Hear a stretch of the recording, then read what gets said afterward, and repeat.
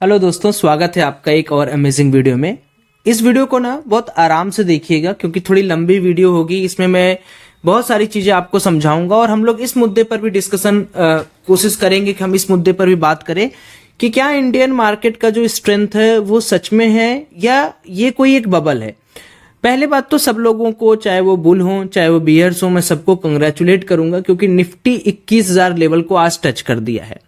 तो अभी हमारे दिमाग में, आपके दिमाग में, सबके दिमाग में आ रहे होंगे कि सौरभ भाई यार ये विडंबना कैसी है कि हमारे जो पुराने स्टॉक हैं वो तो चल नहीं रहे हैं और मार्केट क्या है, एक नया हाई बनाते जा रहा है। तो ऐसी क्या चीज है मार्केट के अंदर, और क्या अगर मैं इस 21,000 के लेवल को मार्कआउट करूं जो कि आज निफ्टी ने टच किया हुआ है, क्या यहां से मार्केट का एक रिवर्सल दिखता है, और क्या अगर फॉल आता है तो क्या निफ्टी कितना गिर सकता है, या आने वाले समय में हम लोग एक थोड़ा सा प्रोजेक्शन बनाने की कोशिश करेंगे। उसके लिए हम लोग बहुत सारे डेटा का उपयोग करेंगे और उन डेटा की मदद से हम लोग क्या करेंगे, अपनी एनालिसिस को आगे बढ़ाएंगे।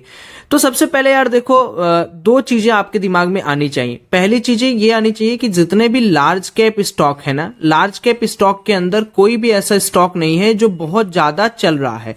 अगर आप देखोगे HDFC bank last to last हमको लगता है कि या तो वो 1-2% का रिटर्न दिया है या तो ना के बराबर दिया है। ठीक है, ऐसे बहुत सारे स्टॉक हैं जिन्होंने क्या किया है, अभी तक बहुत अच्छे रिटर्न्स नहीं दिए हैं, जिनको हम लोग लार्ज कैप के अंदर डालते हैं। तो एक सबसे बड़ा डाउट यह आता है कि बड़े प्लेयर तो भाग ही नहीं रहे, और अगर बड़े प्लेयर नहीं भाग रहे हैं तो हम इस पर्टिकुलर रैली पर विश्वास क्यों करें। सबसे बड़ी बात यह है कि अगर बड़ा प्लेयर भाग ही नहीं रहा है तो हम इस पर्टिकुलर रैली को कैसे ट्रस्ट करें।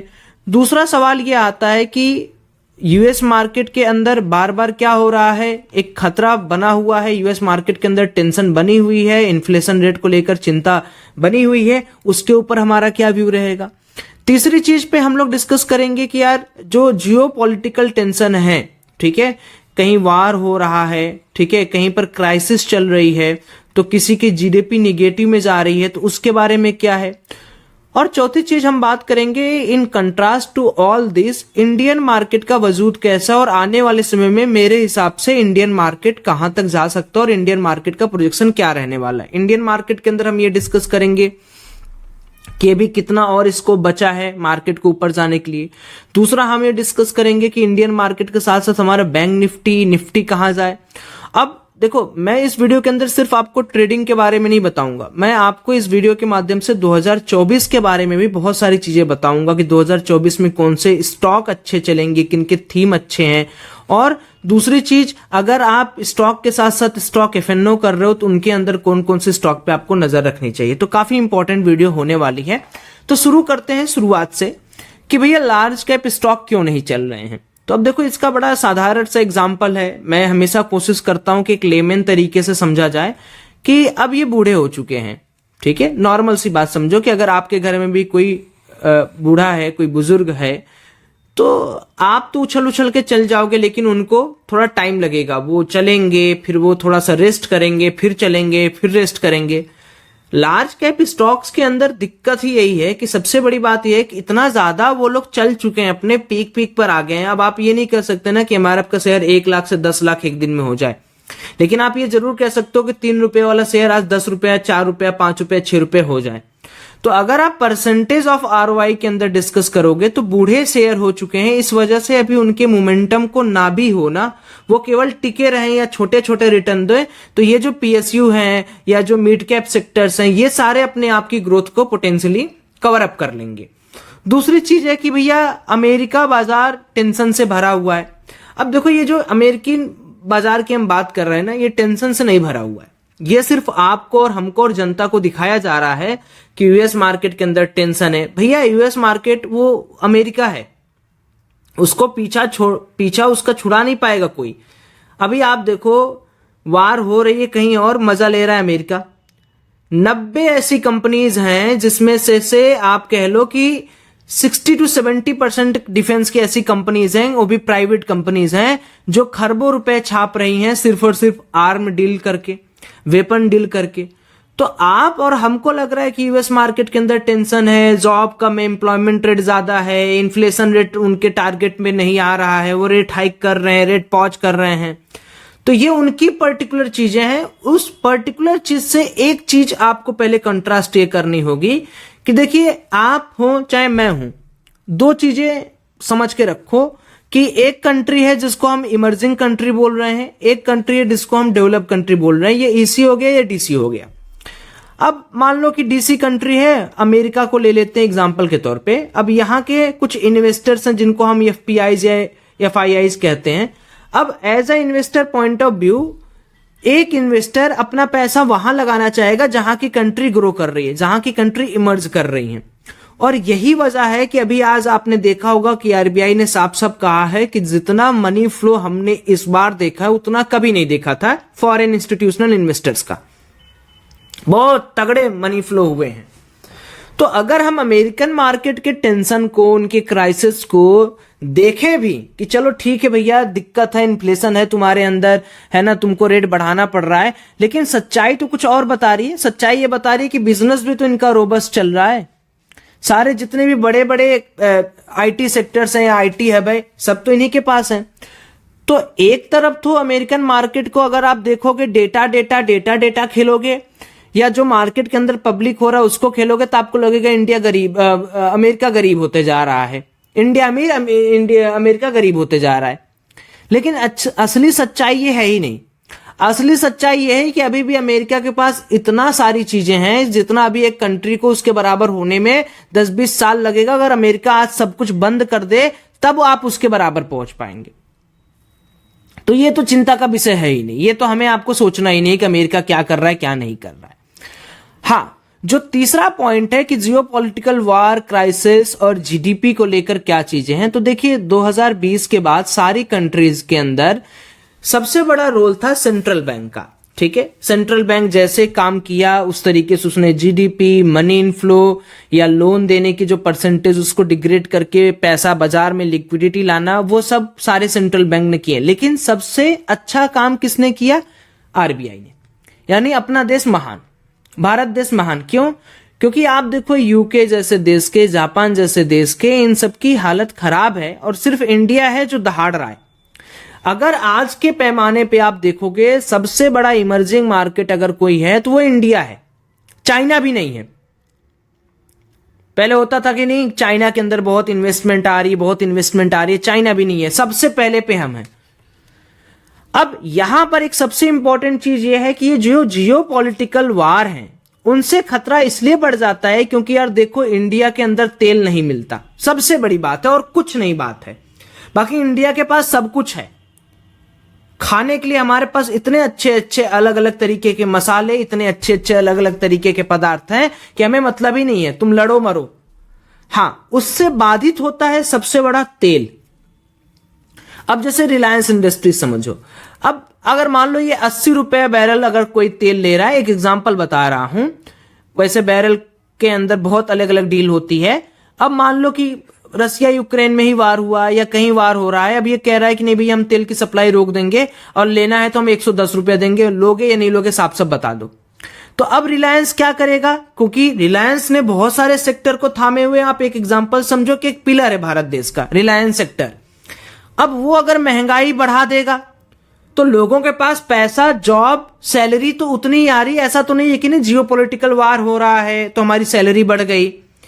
अगर आज आपको जो पर्टिकुलर प्रोडक्ट मिल रहा है, जो तेल मिल रहा है आपको, वो अगर मिलने लगे 110 पे 20 रुपया बढ़ गया, तो पक्की बात है कि महंगाई जब बढ़ेगी तो क्राइसिस तो इंडिया में भी आएगा।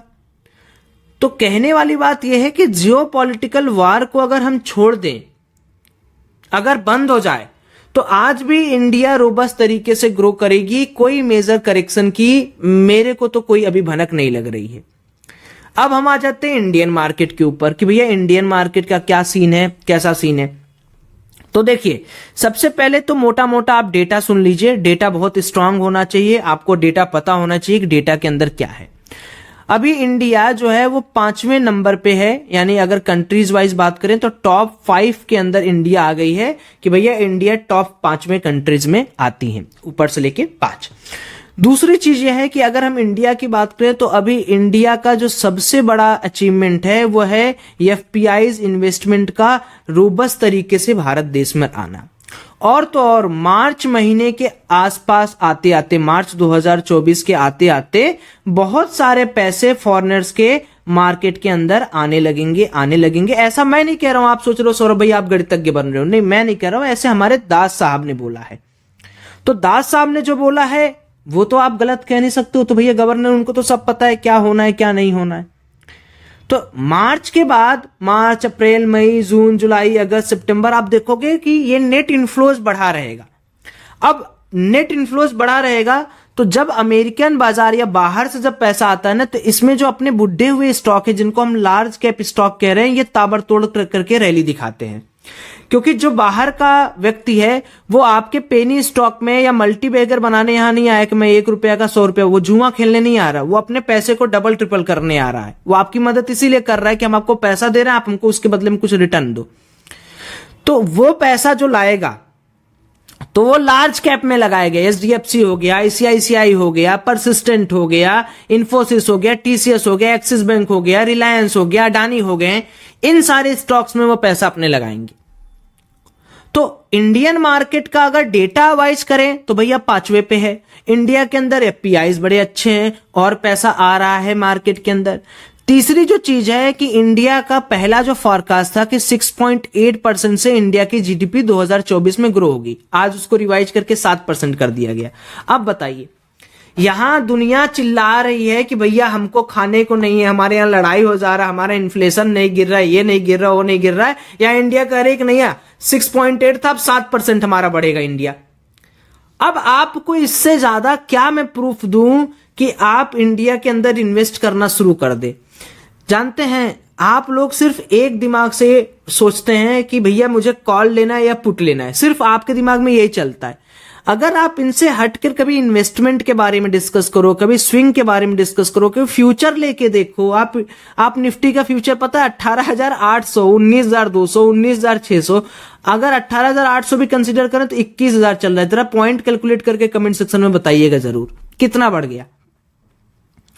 तो आप एक दिन की बात मत करो कि एक दिन में मार्केट गिर गया 100, 200, 300, 400 पॉइंट, एक दिन में 400 पॉइंट बढ़ गया, हाय हाय हाय क्या बात है।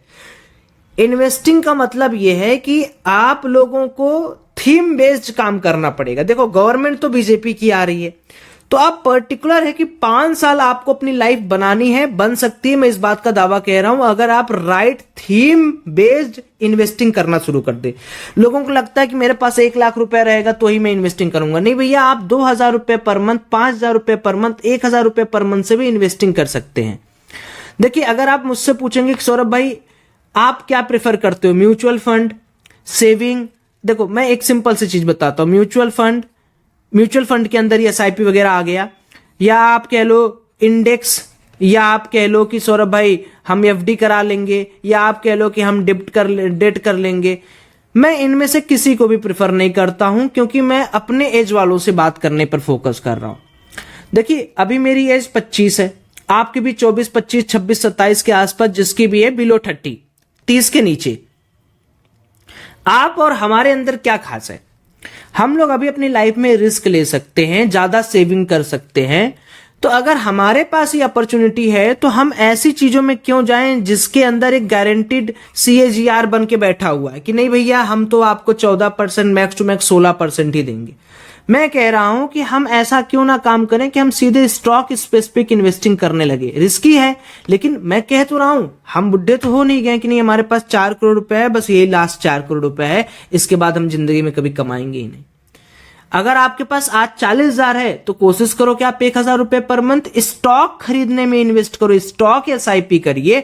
ये अभी हमारे एज आपके एज के लायक नहीं है। देखिए मैं गलत भी हो सकता हूं, मैं ये नहीं कह रहा हूं कि मैं आपको मना कर रहा हूं। मैं अपने बारे में मैं जो करता हूं वो मैं बता रहा हूं। मैंने किसी म्यूचुअल फंड में, किसी इंडेक्स फंड में, किसी डेट में 1 रुपया आज तक अपना नहीं रखा है। मेरे पास जितनी भी होल्डिंग है they are basically for stock holding, और दबा के, मतलब आप कह सकते हो बहुत अच्छी होल्डिंग है स्टॉक्स की। और मैं इधर उधर नहीं करता कि आज बेच दिया, कल बेच दिया, परसों बेच दिया।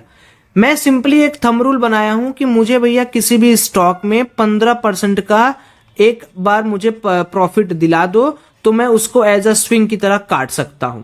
जैसे मान लीजिए मैंने 1 लाख लगाया है, 1 लाख का अगर मुझे 15% कोई प्रॉफिट मिल गया तो मैं ये प्रॉफिट का जितना पैसा है उसको एग्जिट कर दूंगा। मैं कभी अपना प्रिंसिपल अमाउंट एग्जिट नहीं करता हूं। बहुत सारे लोग क्या गलती करते हैं दोस्तों कि जैसे उन्होंने डाला 1 लाख, अब उनको दिख रहा है कि उनका इन्वेस्टमेंट अबाउट हो गया 1,15,000, 1 लाख उनका प्रिंसिपल अमाउंट है, अब उनका पैसा बढ़ गया 1,15,000, तो वो गलती क्या करेंगे, वो 1,15,000 पूरा बेच देंगे। नहीं, आपको सिर्फ ये 15,000 का प्रॉफिट, ताकि आपका घर चलता रहे और ये वाला पैसा आपका कमाने के प्रति आपको एक फिक्स्ड इनकम देता रहे।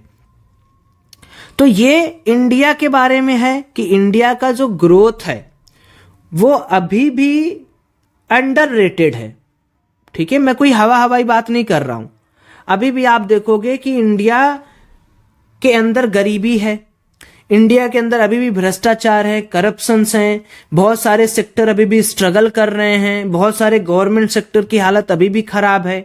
तो अभी तो इंडिया 5-10 साल 15 साल तक तो इतना आगे बढ़ेगा कि उसको रोकना इम्पॉसिबल होगा, क्योंकि बस लोग अब जागरूक हैं, लोग चीजें कर रहे हैं, लोग चीजों को सराह रहे हैं, लोग चाहते हैं कि चीजें अच्छी हों। तो मेरा यह मानना है कि आने वाले समय में जो मार्केट है वो कोई बबल मार्केट नहीं है कि मार्केट टूटेगा फूटेगा, ये एक रोबस्ट ग्रोथ है। और मुझे लगता है कि इस ग्रोथ को हमें सबको सेलिब्रेट करना चाहिए, which means of proper taking risk reward, proper investing, proper trading, proper swing trading. Now coming to the fact कि सौरभ भाई इसके पहले जो बुल रन हुए हैं वो क्यों डिवास्टेड हो गए या वो क्यों गिर चुके। तो देखिए, मैं कुछ क्राइसिस आपको बताता हूं। आज के 10 साल या 15 साल पहले के जो क्राइसिस हुआ करते थे और अभी के जो क्राइसिस हुए हैं उनमें अंतर समझिए। इसमें जो क्राइसिस होते थे वो बबल के रूप में निकल कर आते थे। इसमें सबसे बड़ा हाथ .com का है, जैसे .com है, ठीक है, या कह लो कि लेमन एंड ब्रदर का एक क्राइसिस हो गया।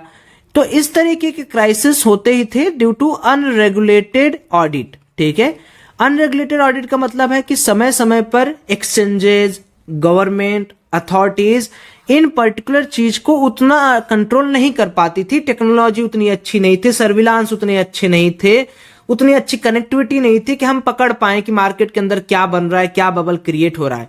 बबल का बेसिक सेंस है कि भाई कोई भी चीज गुब्बारा बनते जा रही है और उस गुब्बारे के अंदर हवा है।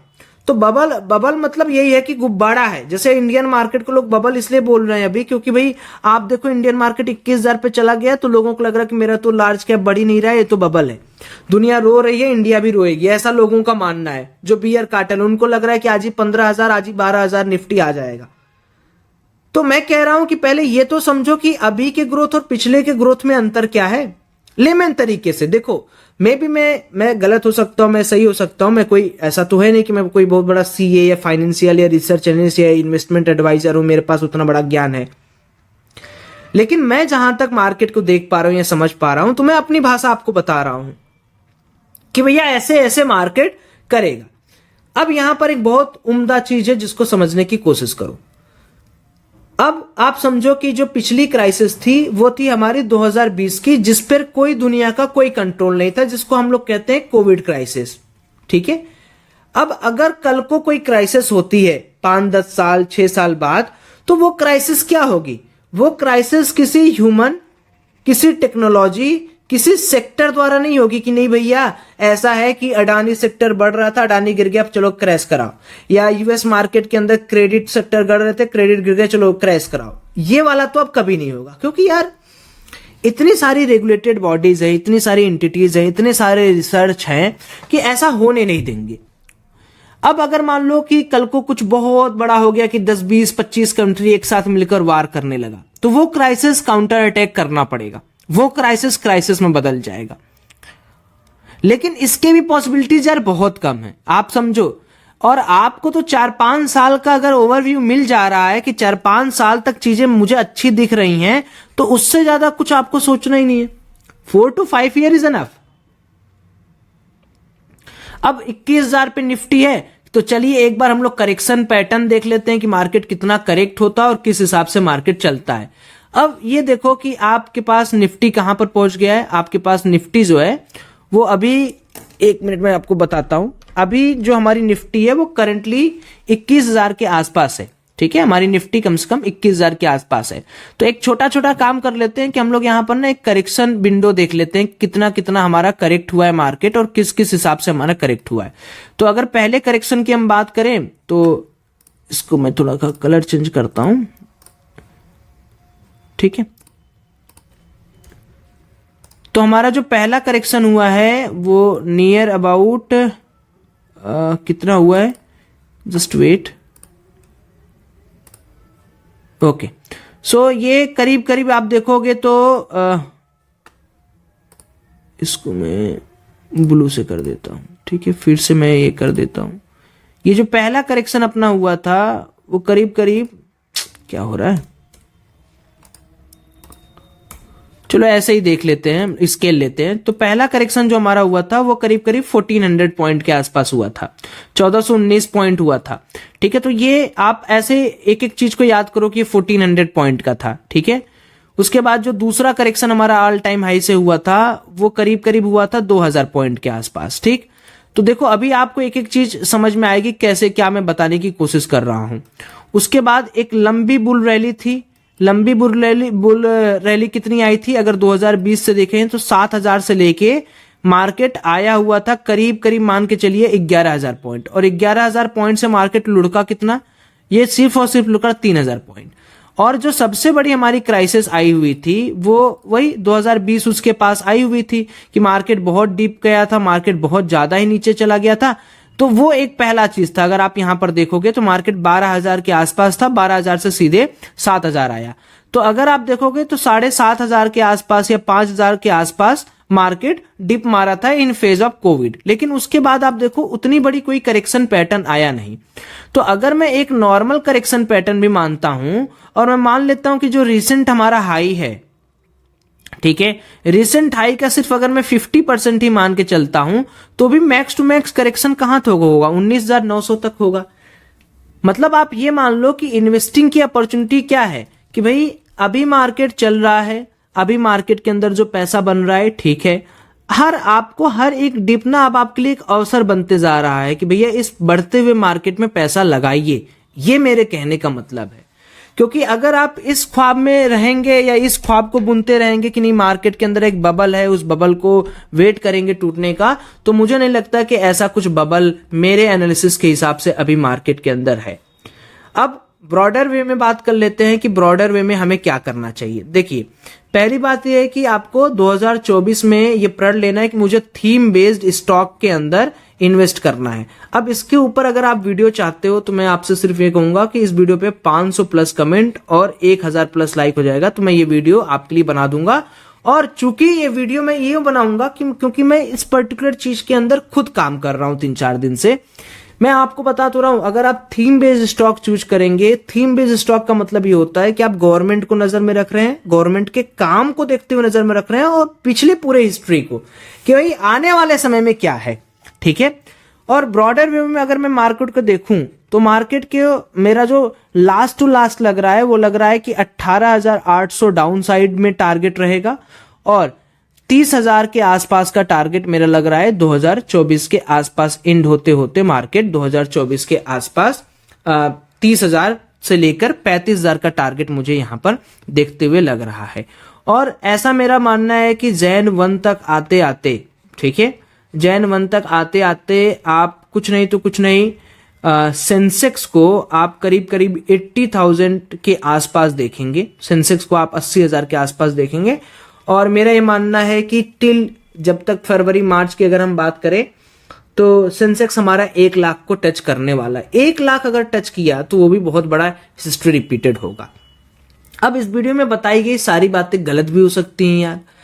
मैं एक पर्टिकुलर सिनेरियो कंसीडर कर रहा हूं जिसमें मुझे सारी चीजें अच्छी दिख रही। इंडिया के बारे में, इंडिया का ग्रोथ अच्छा दिख रहा है, आरबीआई का बैलेंस अच्छा दिख रहा है, मूवमेंट अच्छा दिख रहा है, इमर्जिंग चीजें दिख रही हैं, लोगों का पैसा, ट्रस्ट सब मार्केट के अंदर लगा हुआ है। तो ये मेरा व्यू था। इसको देखकर कोई ट्रेडिंग इन्वेस्टिंग का सजेशन मत लेना। ट्रेडिंग इन्वेस्टिंग एक रिस्कियर जॉब है, so please do your due diligence before investing और ट्रेडिंग, और कभी भी कुछ भी करना हो तो एक बार अपने फाइनेंशियल एडवाइजर से जरूर मिलिएगा। बाकी देखते हैं, अगर आपका प्यार मोहब्बत आता है इसी वीडियो पे तो हम लोग थीम बेस्ड स्टॉक 2024 के लिए एक वीडियो लेके आएंगे, जिसमें धासु स्टॉक के बारे में मैं बताऊंगा, उस थीम के बारे में एक्सप्लेन करूंगा कि क्या प्रोजेक्शन है, क्यों है, क्या इसके पीछे का एनालिसिस है। काफी मेहनत लगती है, इसलिए आपका प्यार बहुत नेसेसरी है। चलिए हम लोग मिलते हैं नेक्स्ट वीडियो में, तब तक के लिए अपना ख्याल रखिए। जय श्री राम।